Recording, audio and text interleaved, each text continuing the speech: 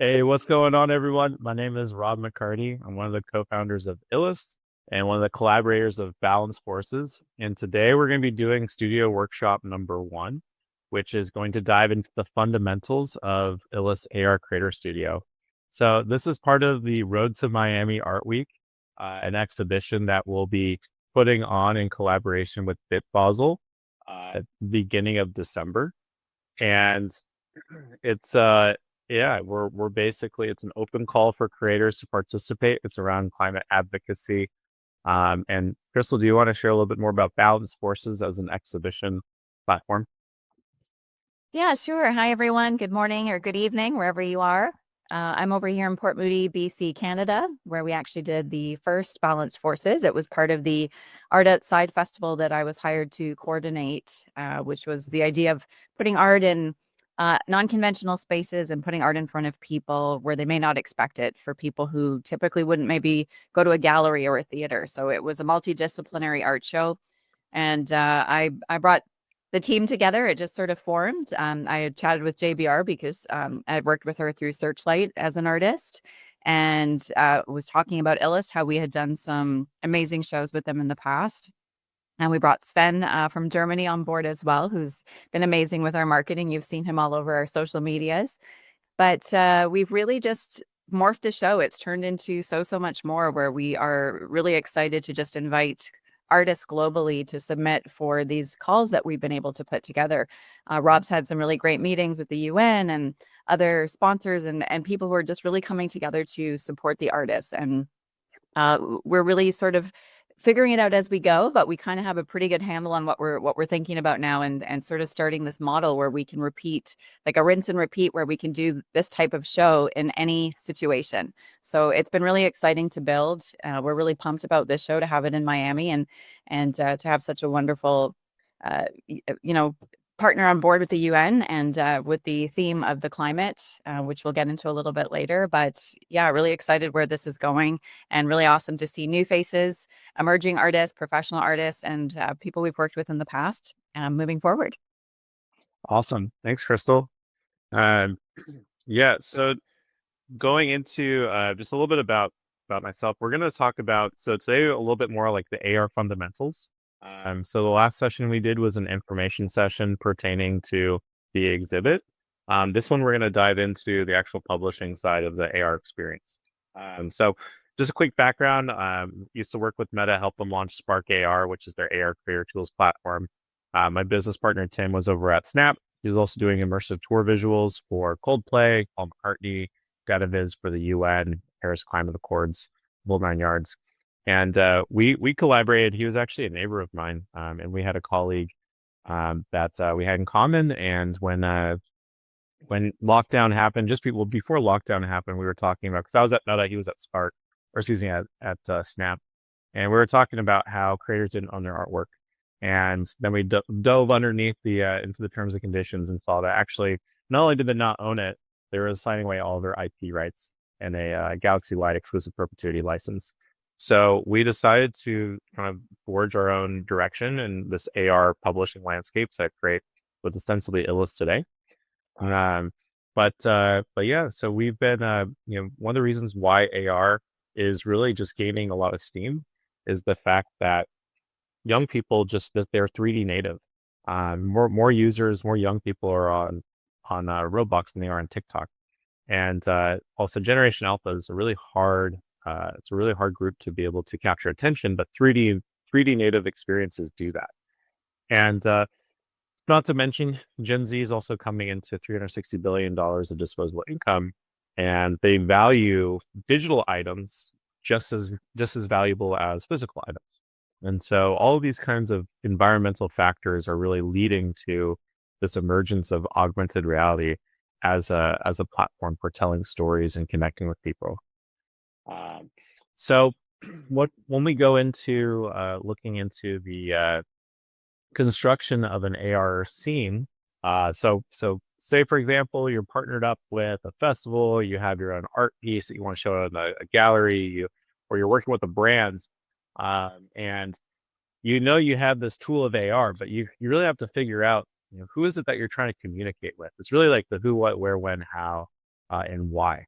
And so that's always kind of the first step that we like to think about. You might hear some jargon like what's the customer persona that you're trying to target, which is marketing doublespeak. But basically the idea is that you're using this medium as a way to convey a message. And it's a way that's conveyed that's different than a lot of other ways. So you really want to think about who it is that and why you're doing it. And so that's why we kind of start at the beginning. That's where that's kind of a key thing before we jump into the actual production of the AR scene itself. Uh, and then we think of I'm thinking about the how. Since augmented reality is procured through a mobile device, you have the ability to actually create these. We we call them game loops. Just from like the gaming industry, just the idea of like what's the movement, what's the movement of people through the experiences, so that they come back for more, or they're enticed by something to initially join in the first place. And so it's really kind of the structure or the formation of how the AR experience is going to be encountered. So the how could be, especially in Basel, Miami, sculpture garden. Like that's a pretty clear cut. People understand what that means. A digital art sculpture garden. It's a little bit more nuanced, but still they understand the basic concept that I'm going to be navigating around this general area, the square footage to activate different artworks. Uh, Face effects are for like social distribution. That's something that our studio does. We're not going to necessarily dive into that one in this session, or at least for Miami Basel, since we're going to be focusing more on like the sculpture garden style art walk. But then there's also like image targets, which is for mural walks, which we might touch into. Then you can do like holograms or guided tours. And then of course like product visualizations or just visualizations in general for instructing people on how to build that connection with the underlying product. And then there's also like the AR just game in general, so interactive experiences. So I'm kind of moving along here. Yeah, so some things about our studio is that we really want to make the platform as easy as possible.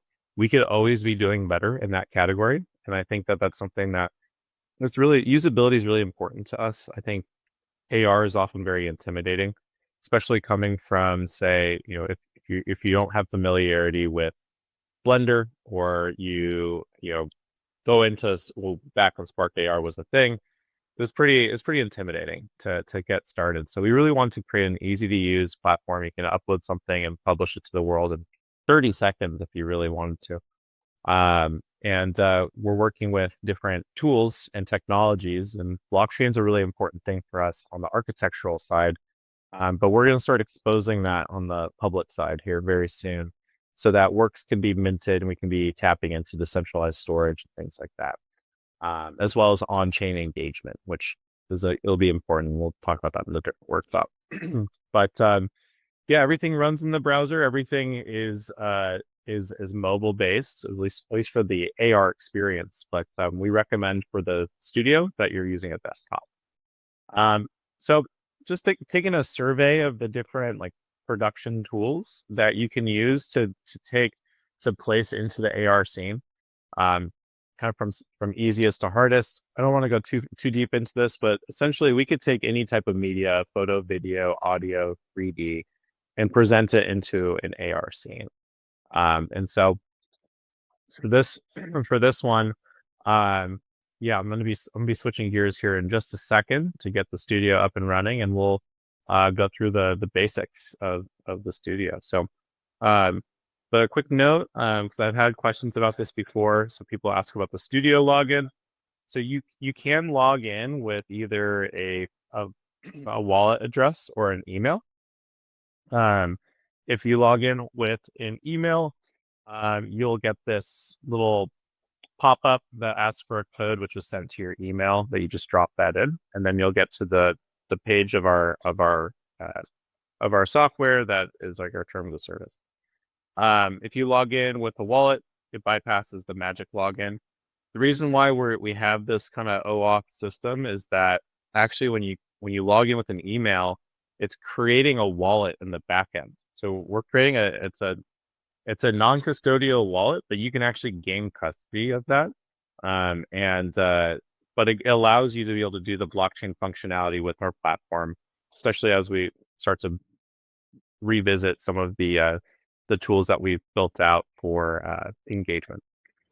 But and then another thing to note is I see a couple of times when folks they'll reach out saying that they jumped on the yearly by accident. So we have the option to choose monthly or yearly for the AR Creator Studio. It's $30 a month. And then we have our Mapmaker Pro Curator license, which is $100 a month. And essentially, if you click the buttons up here, you can toggle between monthly or yearly. But and then also, we sometimes get questions about where the promo code goes. So we have a Stripe checkout page where it says add promotion code. So if you drop Miami free month in here, it'll waive the license fee. You'll be able to access the studio.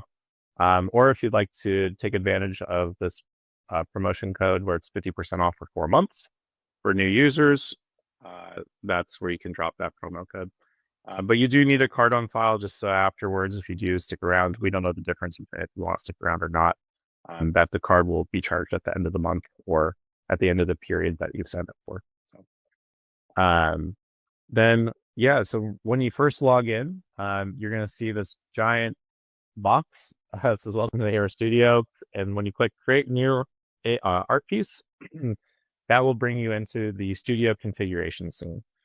In the top right, you'll see this like a little, we call it a hamburger menu. It's like little 3 parallel lines.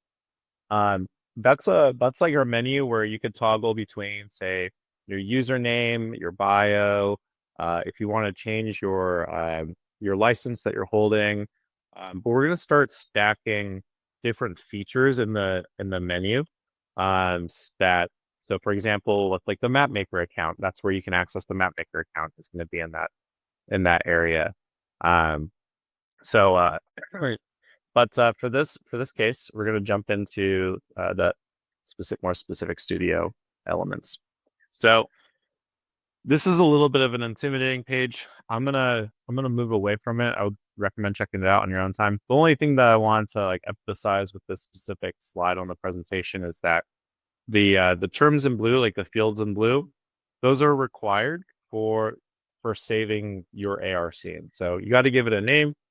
You got to give it a slug. A slug is just like a URL ending for the experience.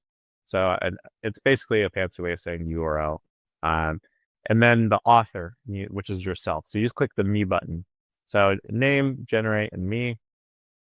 And then show on map if you want it to be discoverable on the map. Those are like the 4 things that you can save with these 3, but show on map is kind of the intention of all this anyhow. So, but yeah, so let me go ahead. So I'm going to move away from the presentation. Feel free to follow along. I dropped the presentation in a link to it in the Google Meets, in the chat in the Google Meet. But let's pull up the studio and get into it.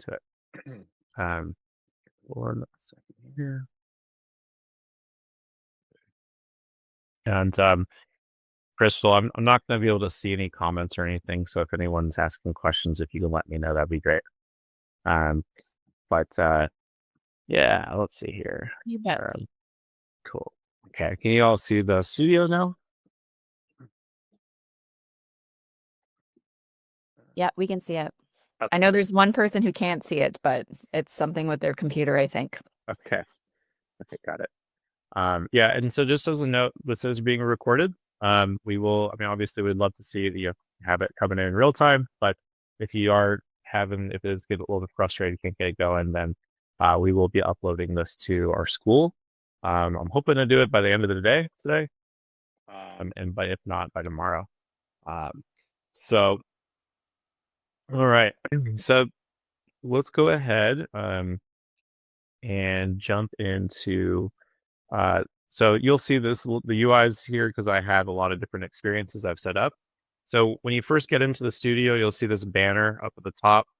Actually, if you've already published something, this banner will appear, which just links offsite to our tutorials page where you can get a lot of this get a lot more of the insight into how to use the platform. So just a little pro tip there. And then here's the create AR experience button that gets moved. So I'm going to go ahead and click this button. And so right now there's kind of, again, going back to terminology, this is the studio preview.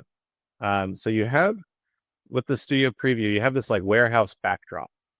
And this warehouse backdrop is it could be changed out. It's called an HDR environment map. And the environment map is something that you can drop in. It doesn't really have any bearing on the experience itself because we use real-time reflections. But say if we didn't use real-time reflections, then it would actually inherit this environment map that you have set up here. But that's just and I'll share more about that in lighting. But as I mentioned, so we have these 3 pieces of information, which is name, slug, author. That's how we're able to save our work. So I'm going to go ahead and for the name, it's the name of the AR experience, and this will actually show up in the AR scene itself. So, so the name of the experience, we'll call this one Road to Miami sample. And the slug, I could just generate a URL for this specific name, which we highly recommend. It does take about 25 seconds, which is something that we're auditing right now to see why it's taking so long. But it will take a couple. In the meantime, author, I'm just going to assign this to me since I'm the author. And you'll notice that this is like it's a long string of numbers. And so what this is actually an identifier for your wallet address. Even though I'm logged in with an email, we create a wallet, a crypto wallet, for you, so you could be able to engage with some of the blockchain's functionality that we have with our system.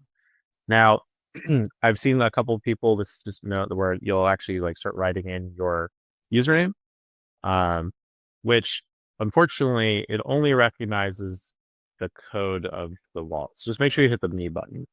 We might make this feature so that it's sticky, so it doesn't require you to do it anymore. But just food for thought, because I see some folks that that becomes an issue. This about is this is a description about your artwork. So we highly recommend filling this out, especially for Miami, about the experience. Like, what would you like to share with the audience? It's not a requirement, but it's just a highly recommended if it is something that you're, if there might be, the context of why you did it, the artist statement, if you will, is kind of, I guess it's kind of like the artist statement about the work. But again, not a requirement. You can save the work without having to put that information in. Show on map. This is really key. If it's turned off, then no one can see your work. But you can still share a link to it, but no one will be able to see it on the map.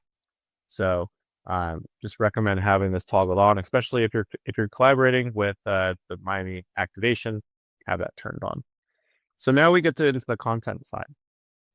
So this module is basically where you upload whatever you want to be displayed on location. So we have image, video, 3D model. Streaming texture is basically its fancy way. We're streaming video into the studio, or streaming it into the AR scene. So if you have a file that you want to, rather than load all at once, which can be kind of heavy on the phone, you could actually stream the data in, and then it'll be running in real time. And then you can drop like it's text message, it's just text, but it's 3D text, so gives a little bit more dimensionality to it. So, so here we go. But for this demo, I actually want to we'll just jump right into the experience I have set up here. We're going to be uploaded. Yeah, here we go. I uploaded the 3D model from my computer. If you want to upload, just click the upload button. It'll pull up our file. Choose a file. We recommend for most AR, we highly recommend that you keep the size no greater than 20 megabytes. It can go, like, our system can handle more than that, But it really comes down to who are you connecting with, who's your audience, and where are you going to be sharing this? Because no one wants to wait too long for the AR scene to load up. So the snappier it is, the less drop off you're going to have when people are encountering your work. So we definitely recommend, I would say, for like any other AR software, at least last time I checked, like TikTok, they're limited at 15 megabytes for uploads. So just food for thought when you're producing experience. This is the 3D experience, Squiggle 2828. Shout out to Lisa from our team who went out to Marfa over the weekend. So this is what I was talking to Chaz about. But uh, basically, let me just make sure I'm following along with the appropriate flow here. I'm not getting ahead of myself, but okay, we just went into the choosing experience. Ah, yes. So something that I want to note is that, and I'll just pull this over here real quick. So this is the section that we're on right now. We're choosing the experience. You might notice that in the AR scene, you might see this like eye that looks like a placeholder. And it is in fact a placeholder. There is a way to be able to change that, and that's by adding an image into this section right here. So if you add an image, so right here we have this squiggle as the image, and then we have the 3D model, what the person sees, how it's indexed on the map, how it appears on the spatial browser, that all will kind of take hold. So now you'll actually have a logo that you want to be as the identifier for your experience. So yeah, that's a kind of a key point there. Okay. And now I think we can go into location. Yeah, so location wise, we have the ability to choose based upon latitude, longitude, and as well as you can click around the map. So I can define where I want by click. I could also punch in an address and then ship it all the way over. So going over to Miami. And a pro tip that we found is that Zach, on Google Maps, if you right click a specific location that you would like your RPs to live, it'll pull up the latitude and longitude that you can just copy. And so if you really want to get precise with your experience, you can then drop in latitude and longitude, and it's going to be very finite. And a couple tips on the geofencing side is thinking about where are you placing, like, yes, we have a map and we might have an address, but definitely try and get an understanding of where's the foot traffic. Are there any potential shops that you might be able to collaborate with? Any retailers that could find this to be valuable or interesting, that maybe they're on a street corner and they'll be able to help co-market what you have produced. Then thinking about, again, I keep mentioning self-service, but just make sure that your file sizes are optimized based upon where you're deploying your experience. So for the most part, Miami can have some down areas with signal. But for the most part, South Beach is pretty covered. It didn't used to be the fact when we first started going there 4 years ago, but I think they're covered with 5G now. But then if you're out in the middle of nowhere, off the grid, off of Starlink, then you might want to optimize for that. And then last but not least, where are other people placing their works? So you can kind of benefit from cross-pollination of people sharing what they're working on and discovery on the map. So the next module that I want to go into is world tracking. So all this looks good. I'm going to go ahead and let's bring this back to Marco real quick. We are back in the heart of Texas. Okay. So I'm going to click save. And now I'm going to move on to the next module, which is world tracking. So world tracking with our system, this is this is really where you can configure what people see on site to be like the size, the position, the rotation. So I'll just kind of go right into what all these mean. So scale is probably the most common one, where this changes the size of the art piece, the artifact. Um, you'll notice that there's spaces between the fives. That's just how our system works. So when you punch it in, it's one space, one space, one. Oftentimes it'll look like it's broken if it's all together, or it won't work. So if I don't add the space, it won't come through. So make sure you add the spaces there. So now it's super large. Um, rotation is just that, and the reason why there's 3 digits is it's based off the x, the y, and the z axes. So I'm not going to go into too much geometry here, but when it comes to rotation, it's off of degrees of so think off of like a compass. So 180 degrees is a flip, and 90 degrees, and we're just rotating off of the y-axis here. So same thing happens with the x-axis. If I did 90 degrees, it'll be flat.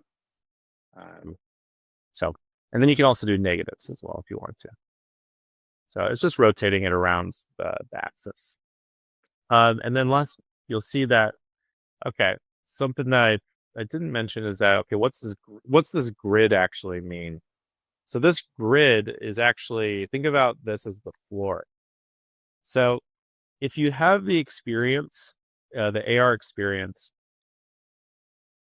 what will happen in this case is that the shadow is going to be right in the middle of this art piece, because it's assuming that this is below ground. However, as the model comes up into the AR scene, all of it will render at one time. So it's going to look like your model has a shadow that's like halfway up your piece. So if you want it to render appropriately, you'll want to bring it up. So this is where you use the position feature. And so I'm going to probably push it up 15. Let's go 17. Pretty close. 19, just to be cool. So now I'm above ground. I have everything set up the way I want it. And we're going to now move into the lighting module. So lighting is a couple more of these down. So again, you go to editor mode here, and then it goes to lighting. Okay. Now you actually have the option to change the color of the lighting system. Generally speaking, we leave this alone. But if you wanted to have like a red light, or really any color of lighting coming in based upon what you're working on, you can just click on this and then change out whatever the lighting is that you'd like for it to be. We'll go back to white light. And then the intensity is just from 0 to 1, so 0.5 is going to be less intense.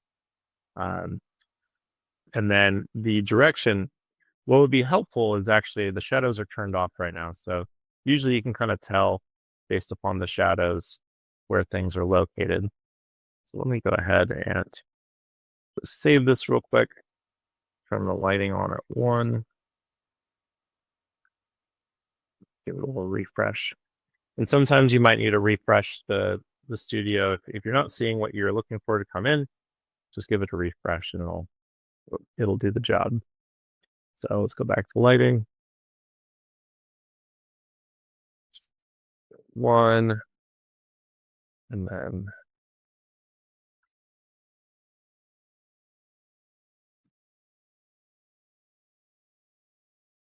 there we go. Okay, so now we have the reflection, we have the shadow, and now you can kind of see based upon the positioning here that I can push it out the shadows. So say like the lighting source is coming from really far away, but now you can kind of have like the appearance of like sunset with the shadows, if you will. But bring this down to just a lot lighter, much more lighter. And and then this is where I was going into like the real-time reflections. So if you turn off the real-time environment map, this will inherit this warehouse and the reflections. This isn't a very reflective experience, but um, that's basically what happens. And then if you want to upload your own environment map, which we have different environment maps. So for example, we have this like grassy, I think it's McCarran Park in New York. This one. Um, you can upload your own environment map. Environment maps are pretty heavy, just as a note. So it's something that we can to consider. Uh, cool. So that pretty much covers the lighting. And so that's really, I mean, I think we're running low on time here. But that's just like the basic functionality of the studio. I do want to close this one out by actually sharing with you a visualization of the work in AR, and that way I can kind of point out the where some of the elements exist. So just give me 1 second. So if also just as a note here, we have two different previews. We have a simple AR preview, and then we also have a spatial AR preview. The simple AR preview is for, we usually use it for testing because you don't need to have it, if the work is geofenced, then, and say I'm not in Marfa, Texas, I'm not gonna be able to access it. But the simple AR preview overrides all of that. So we're gonna go ahead and click that one. Go ahead and pull it up, and let me share my screen here.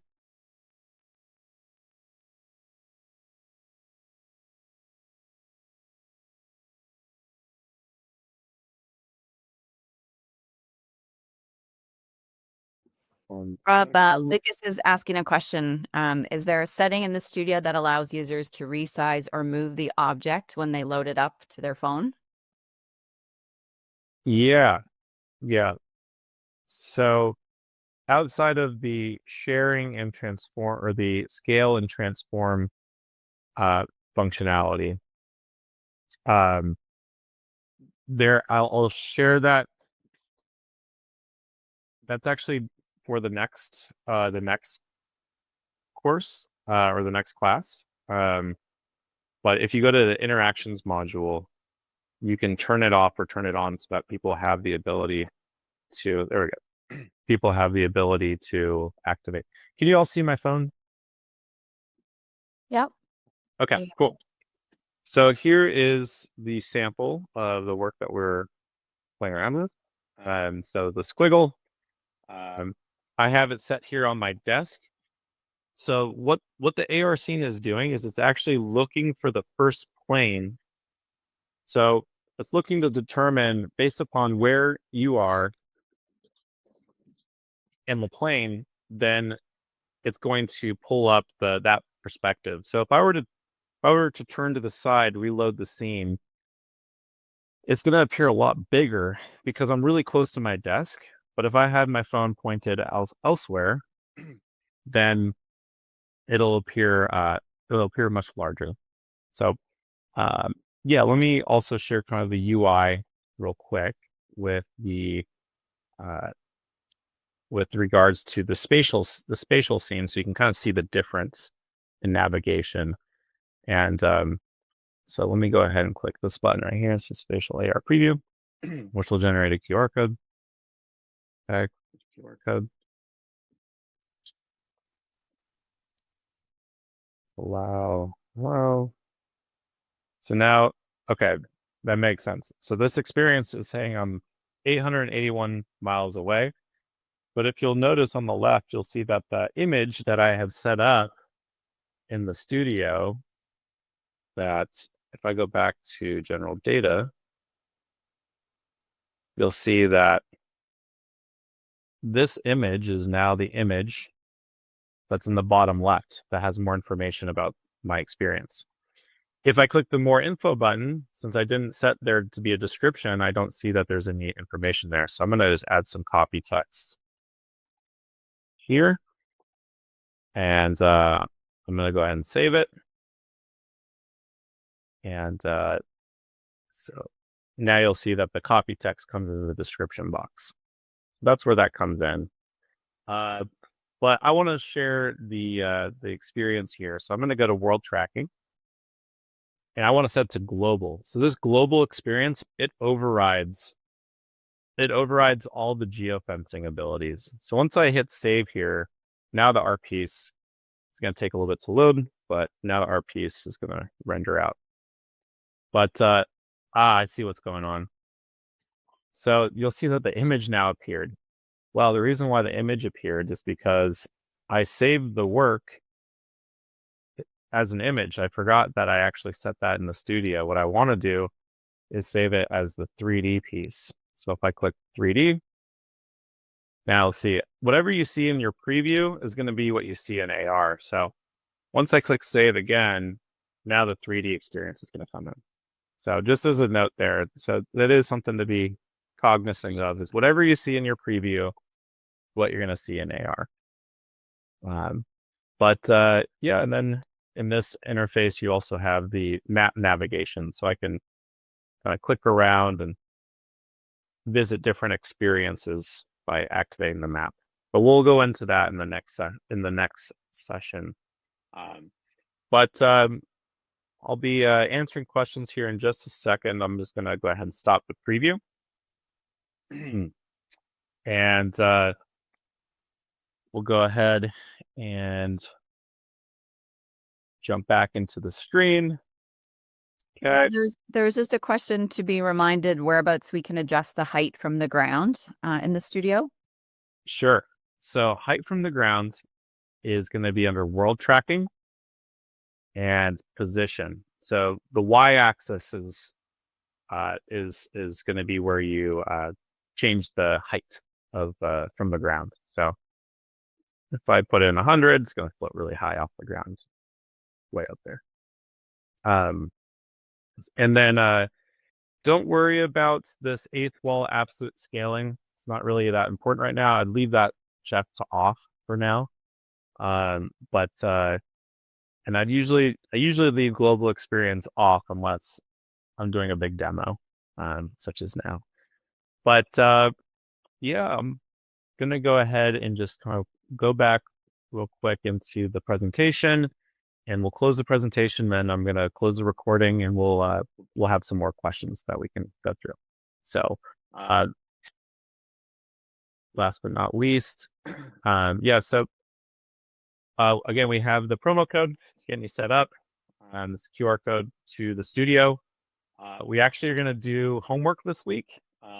As we mentioned, as this kind of like road to Miami, we will be offering, for those who complete all the courses and all the homework, we're going to have like a commemorative NFT from this.